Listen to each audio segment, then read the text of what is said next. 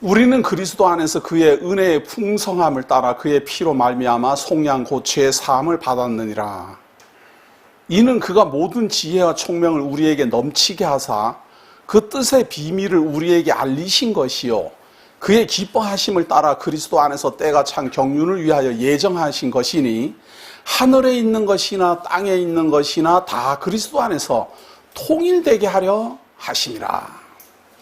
자, 하늘의 비밀이 무엇인가 하면요, 하나님이 지혜와 총명을 우리에게 넘치게 해서 그 하나님의 비밀, 창세전에 하나님이 계획하신 그것을 다 알려주셨는데 그 최종적 그 하나님의 뜻이 이루어지는 최종적 결론이 뭔가 하면요, 하늘에 있는 것이나 땅에 있는 것이나 모든 것이 그리스도 안에서 통일되게 하려 함이라, 이거예요. 이게 기독교입니다.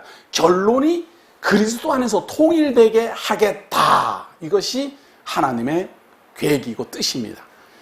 이 놀라운 하늘의 비밀을 이제 하나님께서는 선지자로 말미암아 예언하신 하나님이 예수 그리스도를 통하여 성취하시고 이루어 나가심으로 사도들을 통하여 증거합니다.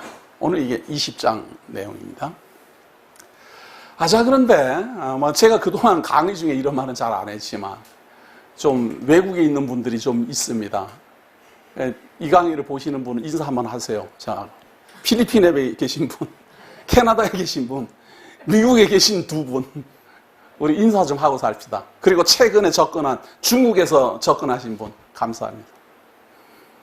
외국 사람들이 많이 지금 접근을 해서요, 지금 보고 있습니다. 그래서 제가 감사하게 생각하고, 조금 더 이제 규모가 잘 갖춰지면 실시간으로도 할 예정입니다. 그런데, 실시간으로 할 때 있어서의 가장 난점이 뭔가 하면 카메라가 2대여야 되는 거예요. 카메라가. 왜냐하면 이게 하나가 안 될 확률이 높아요. 실시간으로 하나를 가지고 실시간으로도 하고 녹화로도 이렇게 하면 문제가 많이 생겨서 좀 작더라도 성능이 나쁘더라도 실시간으로 하는 거는 어차피 실시간으로 이렇게 하면 성능은 좀 안 좋게 나가거든요. 그러니까 캠코더 같은 거 이런 걸로 해서 실시간으로 하고 녹화는 이제 가장 좋은 카메라로 진행을 한다. 제가 이제 그렇게 계획을 세우고 있습니다. 그래서 조금 시간이 걸려도 사실은 시간이 걸린다기보다는 천천히 이렇게 하나씩 조심조심해서 지금 진행하고 있는 겁니다. 그렇게 해서 실시간으로 이제 하게 되면 외국에 있는 분들하고 함께 우리가 함께 예배 드리게 될 겁니다. 아마 조만간에 뭐 빨리 진행되리라 생각합니다. 괜히 먼저 말씀드렸다가 실행이 안 되면은 실수하게 될까봐 제가 말씀을 못 드리는데 이제 거의 마지막 단계까지 다 왔습니다. 제일 힘든 것이 제가 그 기술을 배우는 거거든요. 배워서 이제 사용을 해야지 되는 것이 어려워가지고, 막 중간에 하다가 끊어지고 막 이렇게 하면은 너무 그렇지 않아요, 이것도. 지금 이게 녹화를 할 때는 뭐 끊어지면 편집해서 버리면 되지. 아까처럼 뭐 수피가 떨어지고 뭐 이래 하면은 그거는 편집을 해서 이제 하면 되는데 실시간 할 때는 그런 걸 못 해요. 실시간 하면 딱 정중하게 이제 해야 되기 때문에 제가 조심을 많이 하는 그런 편입니다.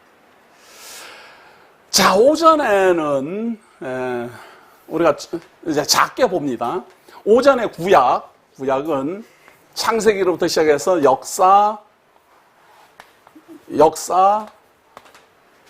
선지, 그리고 시서를 통한 메시아 언약입니다. 메시아 언약이에요. 자, 그리고 우리 기독교니까 이 메시아의 언약대로 예수 그리스도가 오셨다. 자, 그런데 예수라는 분이 출생을 했는데 이분이 구약의 이 언약대로 오신 메시아인지 아닌지를 증거를 해야 될 것 아니에요. 예수 그리스도가 내가 구약의 선지자로 말미암아 하나님이 예언하신 역사와 선지서와 시서를 통해서 언약된 메시아다라고 예수 그리스도가 증거를 했잖아요. 그 증거를 사도들이 다 기록을 했어요. 예수님은 증거를 했지만 그 증거한 내용을 기록으로 우리에게 남겨주질 않았어요. 그래서 그 기록을 우리 주 예수 그리스도는 증명하고 보여주고 그 기록을 사도들이 담당해서 기록을 했습니다. 자, 그런데 이 기록을 한 내용이 그러면 기록만 시키고 우리 주 예수 그리스도 여기에 관여도 하지 않는가? 사실은 말이에요. 요한복음의 증거를 따라서 우리 주 예수 그리스도가 이 세상에 창조되기도 전부터 하나님과 함께 있었고 모든 만사 만물이 그리스도로 말미암아 창조됐거든요. 그래서 사실은 창조 때부터 그리스도가 있는 겁니다. 그래서 요 메시아 언약을 할 때 그리스도는 어디에 있었느냐라고 묻는다면 천상에서 천상 사역이라 그래요. 이거를 하나님과 함께 언약하셨다. 그리스도를. 왜냐하면 하나님과 함께 언약을 하셨으니까, 예정을 하셨으니까 예정한 대로 천상에서 사역을 하는 겁니다. 뭐를? 메시아가 올 것이다 라고 예언했어요. 그래서 메시아가 오고 난 다음에 끝까지 가는 요 기간도 천상 사역이라 그래요. 사실은 천상 사역입니다. 근데 요 천상 사역 중에 지상 사역이 있죠. 요 지상 사역은 사실은 약 3년 반 정도의 기간이지만 요 지상 사역의 증거 내용을 마태, 마가, 누가, 요한이 남기고 있습니다. 어떻게 보면 이 네 가지는 말이에요. 전부 다 예수 그리스도를 다 조명하고 있어요. 다 조명하고 있기 때문에 같은 내용도 막 있고 말이에요. 비슷한 내용도 있고. 그래서 어떤 분은 마태에 나와 있는 기록하고 누가에 나와 있는 기록이 좀 다르면 성경이 왜 이렇게 달라? 똑같지 않고. 이렇게 해서 의문하는 사람이 많아요. 예를 들면 마태복음에 보면은 예수님이 산에 올라가 가르치시니 이렇게 해갖고 산상수훈을 해요. 산상수훈을 이렇게 하는데 누가복음에 보면은 평지에서 해요. 내용이 같아요. 그러니까 얼굴이 울그럭불그럭 하는 거예요. 왜 누가복음에는 평지에서 했다고 기록하고 있고 마태복음에 산 위에 올라가서 가르쳤다고 하냐? 이게 다르지 않느냐? 그것도 신학대학원을 간 친구가 신학대학원 가고 1학년 때 일부러 그 순박한 마음으로 목회자가 되기 위해서 온 사람들을요, 교육적 차원에서 의심 들만한 그동안 자기네들이 맹목적으로 믿고 있던 그 맹목적인 믿음을 깨트리기 위해서 신학교 교수들이 아주 성경의 난제를 질문을 막 합니다. 거기에 많은 사람이 자빠집니다. 그래가지고 1학년 갈 때까지만 해도 막 뜨거워갖고 이러고 갔던 사람이 1학년쯤 하고 나면 눈이 쓱 풀려가지고 이거 내가 잘못 온 거 아닌가? 하나님이 있나 없나? 이렇게 하기 시작해요. 신학교에서 그렇게 합니다. 성경이 이해할 수 없는 그런 부분들을 질문하거든요. 이게 지금 이문규라고 그러는가? 이문규라고 우리 신주사님도 아는 친구인데 저한테 한번 찾아와서 여기서는 전망이 없고 그래갖고 신학교로 가고 싶은데 어떻게 했으면 좋겠냐고. 숭실대 나온 친구인데 말이에요. 어떻게 했으면 좋겠냐 그래갖고 나는 여기서 전투적으로 이렇게 복음 전하고 성도들을 직접 상대로 해서 열심히 이렇게 가르치고 하지만 지금 나이도 아직 젊고 그렇다면 정통 신학교로 가는데 합동 측을 가든지 통합 측을 가든지 가라고. 그런데 내가 볼 때는 통합 측으로 가는 게 모든 조직이나 환경이 좋다고. 합동 측은 결국은 아마 개척해야 되고 많이 힘들다. 지원이 없고. 그러니까 이 친구가 제 조언을 듣고 통합 측을 갔어요. 그래 가자마자 1학년 때 이제 막 통합 측은 자유주의 신학 물결이 좀 있거든요. 자유주의 신학적으로 가르쳐요. 그 순수한 신앙심을 막 깨트리는 거예요. 어느 날 그거 맞더라.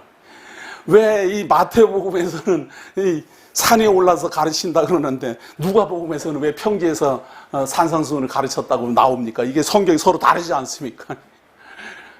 왜? 강 목사도 어디 대구 장로교에서 다니엘서 강론하고 인천 선리로 교회 가서도 다니엘서 강론하고 그러면 안 되나? 예수님이 산 위에 올라가서도 가르치고 평지에서도 가르치고 그럼 뭐 이상해? 이 친구가 할 말이 없어가지고 네? 이게 사람이 말이에요. 알고 보면 아무것도 아닌 건데 시험에 들라니까 그런 게 다 사람을 혼돈시켜버리더라고요. 조금만 생각하면 두 번 했구나. 뭐 그럼 두 번만 했겠습니까? 그러면 복음 전을 다는 분이 여기 가서 처음 만나는 사람한테 저쪽에서 말했다고 해서 여기서는 말 안 합니까? 여기서도 말하고 저기서도 말하고 다 그렇게 하는 것이죠. 그런 것들이 이 사복음서에는 많아요. 그래서 어디는 내용이 뭐 비슷한 것 같지만 약간 달라요. 강 목사도 그래요. 똑같은 내용을 여기서 강론했지만 요 똑같은 제목을 달고 똑같이 강론을 다른 데서 가서 하면은 줄거리는 비슷하더라도 다른 말들이 막 섞인다 이 말이에요. 이게 가르친다는 건 바로 그런 건데 이 순진한 사람들은 토시 하나 틀리면 안 돼요. 왜냐하면 1.1도 틀리면 안 된다 이런 생각 때문에 그런 어려움들이 있습니다. 그런데 그런 것들은 사실은 다 중요하지 않아요. 중요하지 않고 마태, 마가, 누가, 요한을 통해서 우리 주 예수 그리스도는 선지자로 말미암아 역사 섭리로 말미암아 시가서로 말미암아 언약한 대로 이루시는 겁니다. 이걸 성취라고 하거든요. 당신이 메시아의 언약대로 온 메시아다라는 것을 성취로 보여주는 겁니다. 이것이 사복음서에 계속해서 나타나는 겁니다.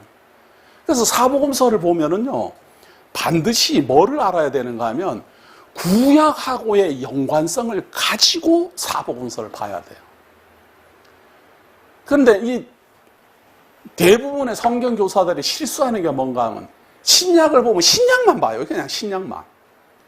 근데 그 신약 내용 속에 이렇게 보면은 구약에 있는 걸 인용을 해서 하는데도 불구하고 그 인용된 내용을 읽으면서도 구약하고의 연결성을 놓친다 그 말.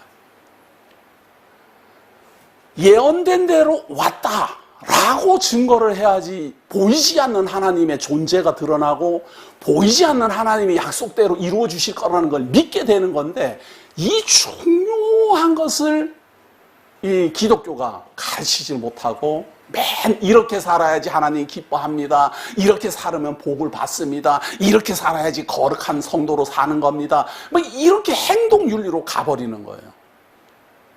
행동윤리를 제가 부정하는 게 아니고 말이에요. 믿는 사람이 믿어지면 믿어지는 행동을 하는 거예요. 다시 말해서 하나님이 분명히 계시고 그 하나님이 지금도 나를 지키고 계신다라고 보고 있으면 내가 자세가 달라요. 그런데 하나님이 없다라고 생각하면 내가 자유방임하게 돼 있어요. 그러니까 행동 윤리를 가르치지 말고 하나님의 존재가 분명히 있고 그 하나님이 지금도 이 세상을 섭리하고 있고 나를 주관하고 있다는 걸 믿어지게 하면 그 사람의 행동은 당연히 하나님 앞에서 행동하기 때문에 조심하게 되어 있어요. 뭐 예의 발라야 된다, 뭐 의로운 일을 해야 된다, 구제 활동을 해야 된다 이런 말을 안 해도 본인이 하나님에 대한 믿음이 크면 클수록 베풀게 되고 구제하게 되고 이해하게 되고 사랑하게 된다 그 말이에요. 근데 그만큼 하나님에 대한 경외함이 적으면 적을수록 육체적 본능을 따라 행동해요. 그래서 기독교는 사실은 윤리 도덕적 규범을 가르치기보다는 먼저 하나님이 이렇게 언약을 하셨고 언약하신 대로 이렇게 성취했습니다라는 증거를 쉬지 않고 가르쳐야 돼요.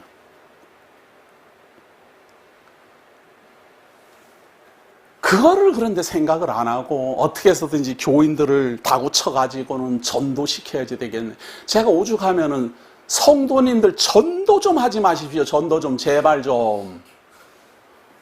전도를 하는 거예요, 전도를. 자기도 모르고 전도를 하니까 온 사람도 모르지 않아요, 그냥. 자기도 소경이면서 다른 사람 인도하니까 자기도 구덩이에 빠지고 남도 구덩이에 빠지고. 제발 전도 좀 하지 마세요. 그러니까 인도도 안 하려고. 아니, 인도는 하셔야지요. 데리고 와야지 가르치지요. 전도는 제가 할게요, 전도는. 전도는 제가 할 테니까 데리고는 오세요, 데리고는. 그럼 가르쳐야지요. 인터넷도 지금 마찬가지예요. 가르치는 건 제가 할게요. 도는 제가 전할게요. 그래도 제가 이 도만 연구를 한 사람 아니에요. 그리고 그걸 믿고 지금 성도님들도 저한테 배우지 않아요. 그러면 도는 저한테 맡겨주시고 인도는 성도님들 하세요. 제발 전도하지 마세요. 부탁할게, 부탁. 도를 말이야. 도를 깨우친 사람이 도를 전하는 것이지 도를 모르는 사람이 전하면 되겠어요, 그래. 근데 왜 인도를 합니까? 도를 배우라고 인도를 하는 거예요. 이 도를 배워 깨달으라고. 그 도가 뭡니까? 가장 지름길이 그거예요. 언약이 되어 있다. 누가? 메시아가. 구약 전편이 메시아 언약이다. 성경을 볼 때마다 메시아 언약이 어떻게 나오는가를 면밀히 살펴야 돼요. 그리고 그렇게 면밀히 살펴야만 요 신약에 나오는 성취 증거가 이해가 돼요. 그 대표적 예로 사복음서 한번 봅니다. 마태복음 한번 봅니다. 자, 1장 1절입니다. 마태복음 1장 1절. 아브라함과 다윗의 자손 예수 그리스도의 계보라. 그래, 아브라함과 다윗의 자손 예수 그리스도의 계보라. 1장 1절이 그렇잖아요. 그러면 요 그리스도의 계보라 그래갖고 2절 아브라함이 이삭을 낳고 이삭은 야곱을 낳고 야곱은 유다를 낳고 이렇게 지금부터 시작해서 그 밑으로 읽는 게 아니고 아브라함은 누군가? 다윗은 어떤 존재인가를 생각해야 돼요. 이게 뭔가 하면 하나님이 아브라함에게 나라를 언약하시고 다윗으로 말미암아 이루어 주셨다.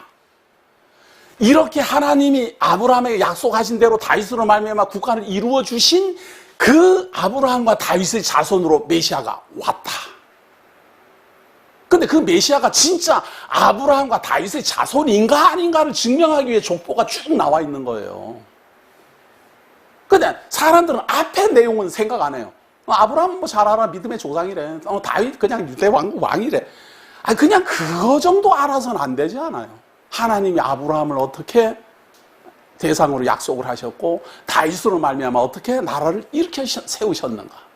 거기까지 알려니까 창세기, 출애굽기, 레위기, 민수기, 신명기, 여호수아, 사사기, 룻기, 사무엘, 상하, 역대, 열왕기, 상하, 역대, 상하 이렇게 알아야 쫙 연결이 되잖아요. 그래서 이거를 요 마태복음이 뭔가 하면 아브라함과 다윗이라는 이 왕으로서의 직임이잖아요. 직임.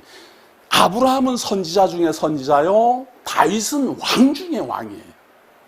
이 직임이 이렇게 죠. 직임으로 아브라함이라는 믿음의 조상이 가지고 있는 이 열조라는 직임을 가지고 있고 다윗이 왕중 왕이라는 직임을 가지고 있고 그래서 이 아브라함과 다윗의 자손으로 온 이 예수 그리스도에 대한 직임으로서의 성취 증거가 마태복음이에요. 그래갖고 이 마태복음은 맨 처음에 이렇게 보면은 우리 주 예수 그리스도가 이 직임자로서 말이에요. 선지자로서의 활동을 시작을 하는 겁니다. 그래서 전부 산상순이라는 이건 선지자들이 가르치는 거거든요. 선지자들이 예언을 하고 증명을 하고 확증을 주고 막 비판을 하고 율법을 지켜서 준행하겠다 뭐 이렇게 하고 이런 게 다 선지자로서의 교훈입니다. 그 다음에 왕으로서의 능력을 보여줘요. 바다를 막 잠잠케 하고 왕이 왜 왕인가 하면요 권세자라고 왕이라는 말을 쓰는 게 아닙니다. 백성들을 책임져 준다 이게 왕이에요. 먹이고 재우고 의식주를 해결해 주는 게 왕이에요.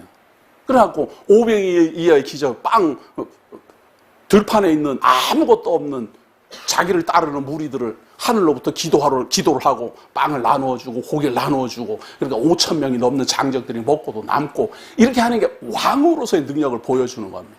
바다를 막 잠잠케 하고 태풍을 잠잠케 하고 이런 게 왕의 권세, 이 세상 만사 만물을 통치하는 왕의 권세로 증명하는 게 바로 마태복음이에요.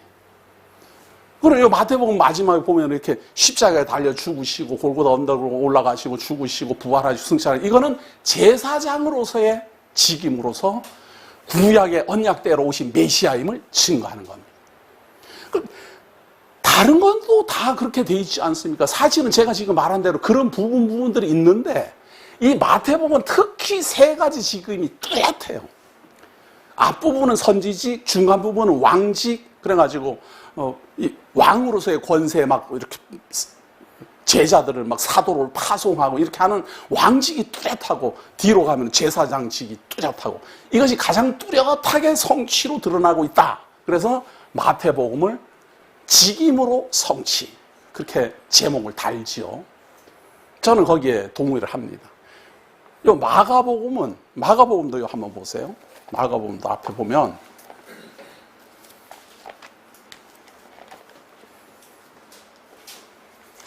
자, 마가복음 1장 1절 봅니다. 하나님의 아들 예수 그리스도의 복음의 시작이라. 이게 1장 1절이 아무것도 아닌 것 같지만 이게 굉장히 의미 있는 말이에요. 하나님의 아들이라는 거예요. 사람인데. 이 마가복음은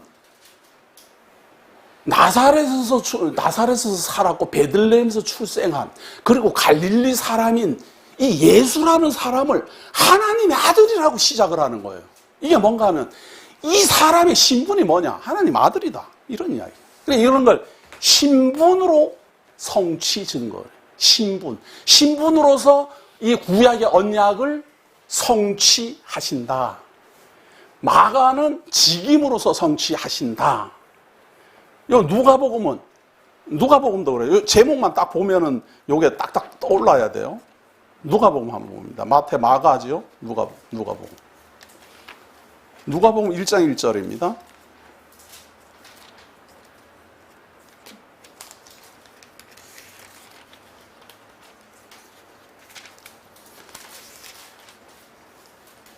(1장 1절) 우리 중에 이루어진 사실에 대하여 처음부터 목격자와 말씀에 일꾼된 자들이 전하여 준 그대로 내력을 저술하려고 붓을 든 사람이 많은지라 그 모든 일을 근원부터 자세히 미루어 살핀 나도 데오빌로 각하에게 차례대로 써보는 것이 좋은 줄 알았노니 이는 각하가 알고 있는 바를 더 확실하게 하려 함이로라. 이 누가는 데오빌로라는 사람에게 이걸 편지 형식으로 써서 보내는데 그 가장 첫머리에 뭔가 하면 이분이 무슨 일을 했는가? 이걸 좀 신학적 용어로 사역이라 그래요. 무슨 일을 했는가? 그 하신 일의 내력을 기록해서 보낸다. 그래서 이 누가복음은 사역으로 증거 그렇게 말해요. 하신 일을 통해서 구약의 언약된 메시아임을 증거한다. 마가는 신분, 하나님의 아들로서 구약의 언약대로 오신 분임을 증거한다. 마태복음은 직임, 선지자로서 왕으로서 제사장으로서 메시아의 구약의 언약대로 오신 메시아임을 증거한다. 마지막에 요한복음 1장 1절 보면 요한복음 1장 1절에 태초에 말씀이 계시니라 이 말씀이 하나님과 함께 계셨으니 이 말씀은 곧 하나님이시니라. 이 예수라는 사람이 도대체 누구냐? 하나님이다 이거예요. 본성이 뭐냐 그 말이에요. 본성이 본래 가지고 있는 그 성품이 무엇이냐? 하나님이다 이 말이에요. 하나님. 사람이 아니고 생긴 건 사람인데 이 본성이 하나님이다. 그래서 본성을 가지고 구약의 언약대로 오신 메시아임을 증거한다. 이게 사복음서입니다. 자, 그리고 예수 그리스도께서는 여기서 이렇게 사복음서를 가지고 성취를 증거하면서 세 가지 중요한 약속을 합니다. 마태복음에서는 교회를 세울 것이다. 음부의 권세가 이기지 못할 교회를 세우리다. 음부의 권세가 이기지 못하는 교회를 세우리라 약속을 하십니다. 이게 중요한 약속이거든요. 그런데 예수님이 음부의 권세가 이기지 못하는 교회를 세우겠다라고 베드로의 이제 고백을 따라가지고 세우겠다라고 약속을 했어요. 그런데 이분이 십자가에 달려 죽었어요. 이 약속을 어떻게 이루겠어요, 이게? 그러니까 약속은 그렇게 해놓고 교회가 세워지지 않으면 앞에서 요 구약의 모든 언약대로 직임으로 신분으로 사역으로 본성으로 증거한 모든 것들이 다 거짓말이 돼버려요. 이 메시아 증거가 그렇게 쉬운 게 아니에요. 앞에 이 마태, 마가, 누가, 요한을 통해 가지고 직임을 아무리 잘 사용해 가지고 구약의 언약대로 이루셨고 신분을 통해서 잘 증거하시고 사역을 통해서 잘 증거하시고 본성을 잘 증거하셨어도 이 예수님이 음부의 권세가 이기지 못하는 교회를 세우리라 약속해놓고 십자가에 달려 죽으시고 부활을 안 해버리고 끝나버리면 거짓말쟁이가 되잖아요. 말만 하고는 많으니까. 이건 진리가 아니에요. 그런데 어떻게 됐습니까? 이 교회가 예수 그리스도가 부활하시고 승천을 하신 다음에 이루어졌어요. 그러니까 보이지는 않아요. 부활해서 승천했으니까 예수님이 안 계시는데 어떻게 교회를 어떻게 세웠는가? 성령으로 말미암아 교회를 세웠으니 비록 보이지는 않지만 천상에서 사역하신다라고 믿는 거다 그 말이에요. 사람들은 맨날 봐야 믿는다 그러죠. 이것처럼 확실한 증거가 어디가 있어요? 말만 했어요. 교회를 세우리라. 부활하고 승천해버렸어요, 그냥. 부활하고 승천은 안 믿어도 좋아요. 그냥 십자가에 다 죽었어요. 그래도 거짓말이고 부활하고 승천해버려도 거짓말이 돼요. 왜냐하면 약속한 게 안 이루어지니까. 그런데 오순절날 성령이 임하고 교회가 세워졌어요. 그런데 교회만 예수님이 약속을 한 게 아니고 너희들은 예루살렘과 사마리아와 땅끝까지 이르러 내 증인이 될 것이다 이렇게 약속을 해요. 너희들이 내 증인이 돼 주어라 이게 아니고 너희들은 사마리아와 땅끝까지 내 증인이 되리라 이렇게 약속을 해서 될 것이다 이렇게 약속을 했어요. 약속만 해놓고는 그냥 예수님이 그 일을 안 하시면 거짓말 되잖아요.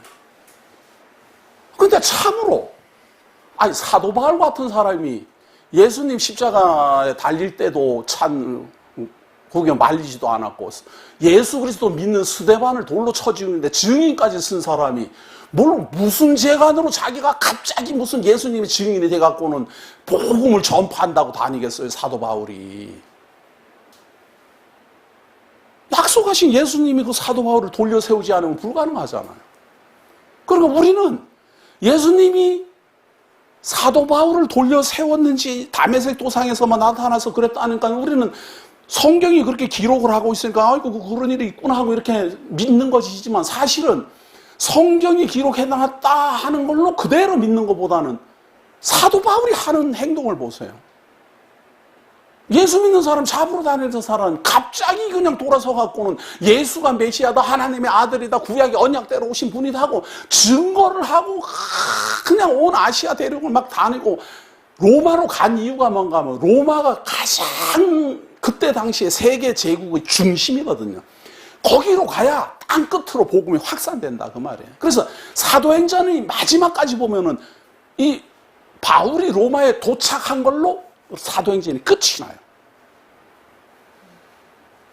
예수님은 보이지 않는데 예수님이 부리는 그 사도 바울을 봤더니 보이지 않는 그 예수님이 보이더라 그 말이에요. 어디에 있는데 천상에 계신 그분이 보이더라.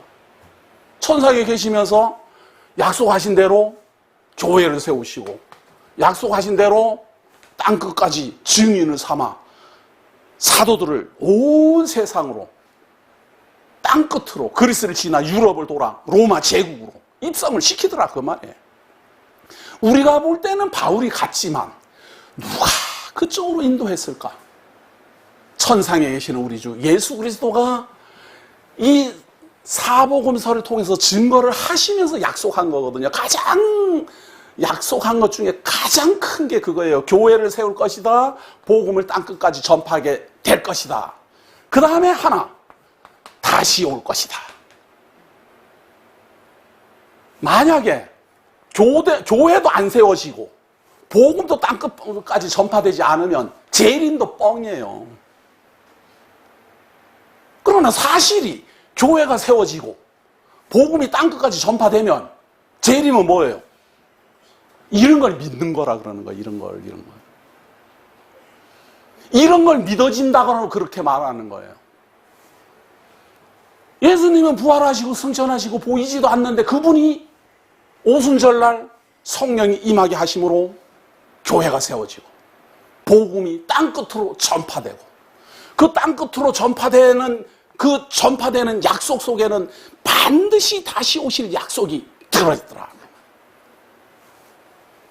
그래서 여기까지가 사실은 대부분 이렇게 자르지 않아요. 제가 지금 강조하는 거예요. 사복음서의 증거를 통해서 여기까지 사도행전까지 와야 돼요. 사도행전이 딱 이제 돌아서 유럽 전 지역을 이제 복음화하기 위해서 로마로 바울이 들어간 거예요. 누가 약속했습니까? 예수님이 약속했어요. 땅 끝까지 이르러 내 증인이 되게 하겠다. 그대로 데려갔어요. 그리고 로마로 갔다. 이게 사도행전이에요. 자, 이것이 우리 주 예수 그리스도가 구약의 언약대로 오셔가지고 이루신 사도행전까지가 교회를 이루시고 땅끝까지 복음을 전파하셨어요. 이제 다시 오실 거예요. 재림. 약속했어요. 그 약속하신 재림이 이루어지는 내용을 보여주는 게 바로 아시아에 있는 7 교회. 당신들의 소망이 무엇입니까? 예수님 오신다는 거 아닙니까? 모든 교회 최대 소망이 그거예요. 우리가 둘째 사망에 이르지 아니하고 부활할 것이고 영원한 생명을 얻을 것이고 예수 그리스도가 오므로 말미암아 천년왕국이 이루어질 것이고 그 예수 그리스도가 통치할 것이고 마지막에 우리 주 예수 그리스도가 백보자 심판을 열 것이고 우리를 하나님의 영원한 나라로 인도하실 것이다. 이것이 계시록이에요. 이게 왜 그렇게 중요한가 하면요. 마태, 마가, 누가, 요한, 사도행전까지가 이렇게 역사적 진행이잖아요. 줄기잖아요. 예수님이 출연을 하셔가지고 여기도 아니고 저기도 아니고 막 이렇게 하면서 복음을 전파하고 무슨 사건이 일어나고 그러고 이렇게 역사적 시간이 이렇게 흘러가잖아요. 그렇게 흘러가면서 막 십자가에 달려 죽으시고 부활하시고 승천하시고 이렇게 되잖아요. 사복음서가 다 그렇게 돼 있어요. 그래, 역사적 진행이 그렇게 하는데 그것이 부활하시고 승천하시고 끝난 게 아니고 부활하시고 승천하시고 난 다음에 사도행전을 통해서 교회가 세워지고 복음이 땅끝으로 전파되고 곳곳에 교회가 자꾸 전파되잖아요. 그러니까 사도행전까지로 보는 거예요. 그 다음에 요한계시록을 보기 시작하면은 아시아에 있는 7 교회에게 편지를 보내면서 무슨 일이 일어나고 뭐 7인을 떼면은 7인 중에 첫 번째 인을 떼면 무슨 일이 일어나고 두 번째 인을 떼면 무슨 일이 일어나고 그 다음에 7 나팔이 불게 되고 7 나팔이 불고 되어서 다 끝나게 되면 6 나팔을 불게 되고 6 나팔이 다 불게 되면은 7 대접이 쏟아지게 되고 7 대접이 쏟아지게 되면은 우리 주 예수 그리스도가 재림한다. 이거 오늘 아주 성경 다 가르치네. 이건 나 다음에 가르칠 거 없어. 큰일 났네. 지금 오전 오후 2시간을 통해서 지금 성경 66권을 지금 완전히 관통하고 있는 거예요. 자, 이렇게 해서 간단한데 사복음서와 사도행전 그리고 요한계시록까지 딱 하면 이렇게 딱 끝나는데 자, 로마서부터 말이에요. 로마서부터 서신서가 있잖아요. 로마서를 딱 펼치면은 우리 주 예수 그리스도가 증거하시고 교회를 약속하시고 복음 전파를 약속하시고 재림을 하는데 가장 핵심이 뭔가 하면 이 3가지 약속. 교회를 왜 세웁니까? 음부의 권세가 이기지 못하리라. 음부의 권세가 이기지 못하는 그 교회를 왜 세우는 겁니까? 제사함 받고 구원받은 사람들을 보호하려고 교회를 세우지요. 그런 거 아니겠어요? 왜 교회를 세웁니까? 구원받은 사람들 보호해주고 음부의 권세가 다시는 사망 권세로 빼앗아가지 못하도록 해준다 그 말이에요. 그러려면 이 교회에 과연 이 음부의 권세가 이기지 못하는 교회에 들어가는 성도들은 누가 들어가는 겁니까? 복음을 알아야 된다. 우리가 죄인으로서 율법 아래 갇혀서 당연히 사망 권세 아래 죽을 자이지만 우리 주 예수 그리스도의 능력으로 말미암아 죄사함 입었으니 이 기쁜 소식을 전파자. 이 기쁜 소식을 듣고 깨닫고 감사하고 찬송하자. 로마서. 교회란 무엇입니까? 고린도 전후서. 고린도 전후서는요, 시작부터 시작해갖고는 너희들이 비록 이 교회를 하고 있는데 왜 그렇게 분쟁하느냐? 어떤 사람은 바울에게 배웠다고 그러고, 어떤 사람은 베드로에게 배웠다고 그러고, 어떤 사람은 아볼로에게 배웠다고 그러고, 다 똑같은 하나 예수 그리스도의 사도들인데, 자기네들끼리 편을 갈라갖고 파당을 지어갖고 난리 싸움이 났으니 교회가 그러면 안 된다 그 말이에요. 누가 아볼로를 믿고 누가 베드로를 믿고 누가 바울을 믿느냐? 우리는 오직 예수만 그리스도로 믿는다. 분쟁하지 마라. 고린도 전후서가 전부 그렇게 돼 있잖아요.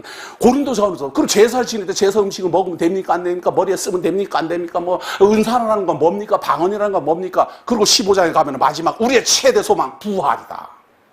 고린도 전후서 부활. 부활을 기다리는 하나님의 성도들은 어떻게 하고 삽니까? 신비의 예수 그리스도의 약속의 말씀을 새기고 그리스도의 향기를 내뿜으며 이곳에 가면은 사망의 냄새로 저곳에 가면은 생명의 냄새로 하나님의 성도로서 살자. 고린도 후서. 비복음이 뭔지 아느냐? 너희들이 복음을 깨달았다고 하면서 이같이 다른 곳으로 간 거를 나는 너무 이상하게 생각한다. 잘못된 비복음이 뭔가? 갈라디아서. 이게 지금 역사가 아니잖아요. 전부 다 우리들의 이 생각을 다 바꾸는 거 아니에요. 예? 생각을 우리들이 뭐 잘못 알고 있는 이런 생각들을 다 알고 있는 거예요. 우리를 죄에서 말미암아 구원을 하시고 이렇게 하나님의 교회로 인도를 해 오시는데 이 인도를 해 오시는 이것은 언제적부터 준비된 겁니까? 창세전부터 준비되어 있었다.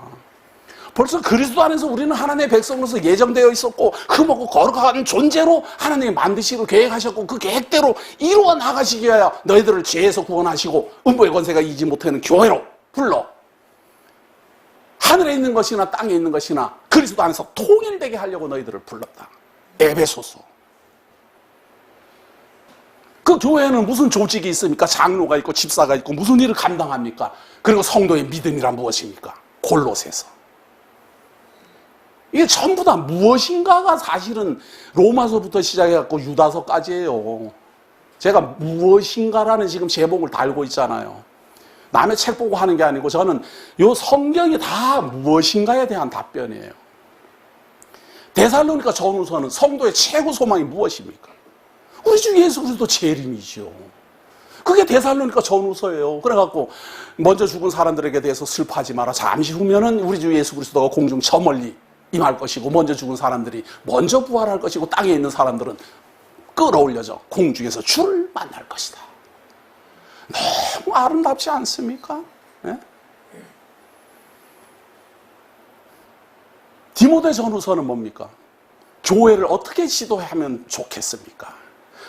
예수 그리스도가 세우신 이 교회를 어떻게 시도하면 좋겠습니까? 그러니까 디모데야 너는 이렇게 좀 해라. 그게 사실은 디모데에게 바울이 그냥 하는 말이 아니고 교회는 이렇게 해야 된다. 이렇게 가르치고 이렇게 인도하고 나는 이제 부흥과 같이 떠날 때가 됐다. 그런데 나는 내 할 일 다 했다. 저는 그 내용을 가만히 보면 말이에요. 바울이 떠날 때가 이제 됐으니까 성화가 돼야 되잖아요. 성화. 바울이 떠날 때가 이제 거의 돼서 유서처럼 보이는 게 디모데 전후서거든요. 과연 바울이 성화가 된 모습이 어떤 모습인 것 같아요? 제가 저런 말을 많이 해요. 익어간다, 익어간다. 우리는 알곡으로 익어가고 천국 창고에 이제 들여질 거예요. 알곡으로 잘 익으면 천국 창고에 들어갈 거예요. 그러니까 익어간다라는 말이 사실은 대부분 교회에서 쓰는 성화라는 말이거든요. 그런데 저는 그런 의미로 쓰는 말 아닙니다. 익어가면은 점점 성화가 돼갖고 거룩하여지고 신령한 모습으로 변하고 사람의 모습이 싹 아름답게 변한다는 생각 하지 마시라 그 말이에요. 그거 안 되니까. 그거 안 돼요. 바울도 그렇게 안 됐어요. 우리나라에서도 대형교회 목사님들이 그랬대요. 우리가 잘 아는 뭐 하영조 목사하고 옥하는 목사님하고 뭐 이동원 목사님이가 이분들이 한번 모여서 자기네들끼리 탄식을 했답니다. 그 인터넷에 올라왔더라고요. 저도 한번 봤어요. 우리가 수십 년 동안 성도들에게 말씀을 가르치고 믿음으로 말미암아 성화될 거를 자꾸 가르쳤는데 성화가 됐나? 자기네들끼리 그랬대요. 그러면서 하는 말이 니부터도 안 됐잖아. 나도 안 됐고. 이게 뭐냐?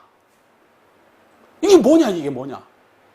이 기독교 신학적으로 사람의 최종적 이 상태가 뭔가 하면 성화거든요. 성화 다음이 영화예요. 영화는 죽은 다음이에요. 영화인데 이 단계가 있어요. 성화 단계가 이제 죽기 직전이라는 거거든요. 제 말 꼭 들으십시오. 하나님의 성도가 잘 익은 모습은 곡식이 잘 익은 모습하고 똑같다고 생각을 하셔야 됩니다. 곡식이 잘 익으면 줄기는 어떻게 돼요?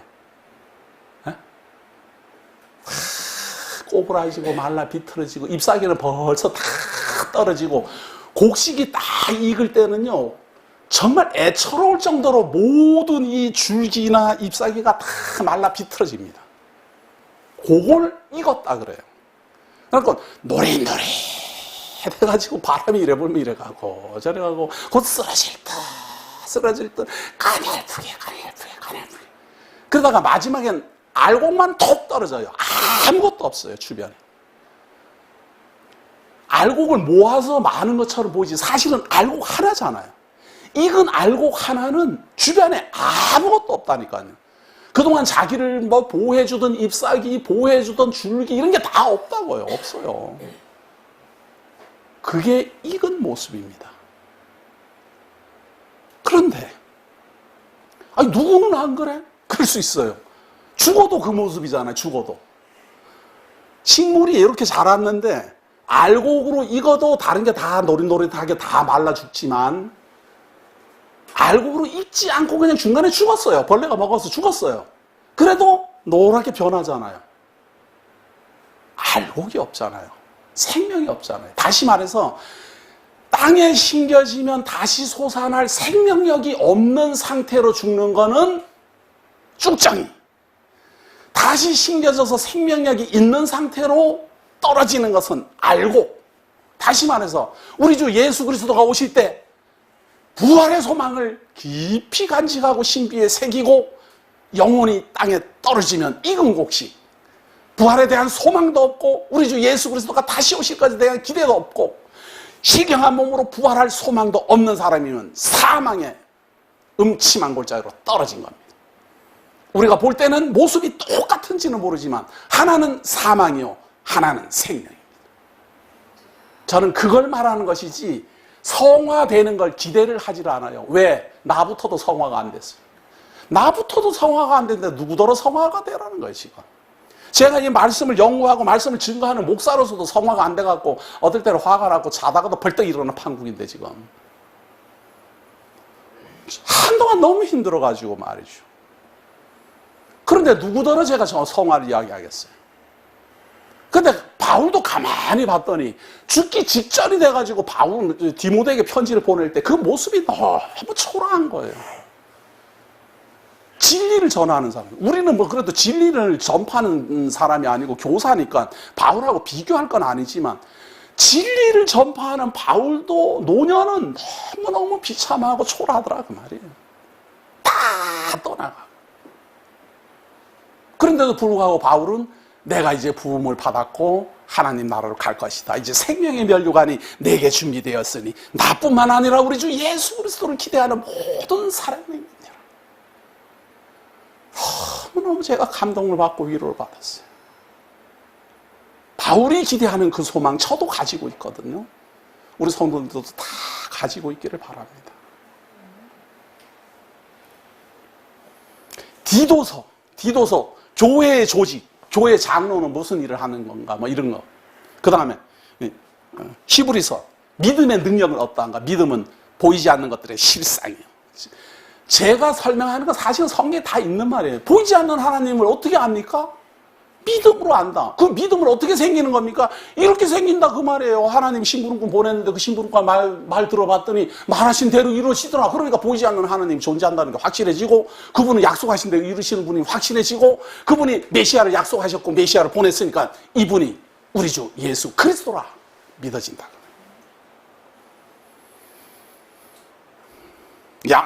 야고보서는 똑같은 믿음이지만 성도의 믿음은 어떠합니까? 하고 묻는 겁니다. 우리에게 질문하는 겁니다. 죽은 믿음입니까? 살아있는 믿음입니까? 하고 묻는 게 야고보서입니다. 야고보서는 4개로 이렇게 겨냥해서 봐야지, 야고보서를 들고 누군 저래 이렇게 보면 100% 지금 빗나간 거예요. 야고보서는 마지막 시대를 살아가는 하나님의 성도들한테 자기를 보라고 기록하고 있는 겁니다. 베드로 전후서도 마찬가지. 다만 야고보서는 개인적이라면 베드로 전후서는 좀 광대해요. 당신은 세계를 어떻게 보고 있습니까? 이 세계가 물에 들어갔다가 나왔다라는 걸 믿고 있습니까? 장차 희롱하는 사람이 나타나서 이 세계가 물에서부터 나타났다라는 걸 부정하는 사람들이 생길 텐데 당신은 어떠합니까? 우리 주 예수 그리스도에 대해서 모든 선지자들이 우리 주 예수 그리스도가 어떻게 오시고 어떻게 고난을 당하시고 어떻게 영광을 누릴지 선지서가 다 기록하고 있는데 당신은 보셨습니까? 이게 베드로 전후서예요. 베드로 전후서를 보면서 그 글이 우리들 눈을 탁 때려야 되는데 눈을 때리는 거냐, 볼수록 졸리고 이러니까 이게 그 맛을 못 느껴요. 제가 성경 읽으면서 느끼는 이런 감동들을 좀 다 같이 누려지는 그날까지 제가 죽을 힘을 다해서 가르치려고 그래요. 야고보서는 당신의 믿음은 살아있습니까? 라고 묻는다면, 베드로 전후서는 당신은 하나님의 말씀을 어떻게 보고 있습니까? 라고 묻고 있습니다. 보십시오. 보셔야 익어갑니다. 외롭고 쓸쓸하고 남들이 볼 때는 초라할지 모르지만 그게 익은 곡식입니다. 다시 줄기가 화려하게 되고 더 번성하게 될 건 꿈꾸지 마십시오. 익어가게 되면 다 사명이 끝나게 되는 거예요. 끝나게 되고 이제 하나님 나라로 갈 준비를 해야 돼요. 요한 1, 2, 3서는 이 소망을 가진 하나님의 성도들 함께 모여 소망을 가지자. 유다서 이단은 어떠한가? 이것이 마태복음부터 시작해서 요한계시록 전편에 흘러가는 우리들의 사상입니다. 사상. 복음이란 무엇인가, 비복음이란 무엇인가, 교회란 무엇인가, 직분이란 무엇인가, 동역자란 무엇인가, 목회, 교회를 지도하는 지도자는 어떠한 사람이어야 되는가, 이런 걸 다 가르치고 있습니다. 언제부터 언제까지? 우리 주 예수 그리스도가 이루신 이때로부터 요한계시록을 통해서 마지막으로 재림하실 때까지, 우리 주 예수 그리스도 재림하실 때까지 우리 교회를 음부의 권세가 이기지 못하는 권세로 지키고 보호하시고, 또 한편으로는 복음을 땅끝까지 전파하게 하시고, 최종적으로 우리 주 예수 그리스도 재림하심으로 우리의 소망이 이루어질 것입니다. 그때까지 기도하는 마음 가지시기를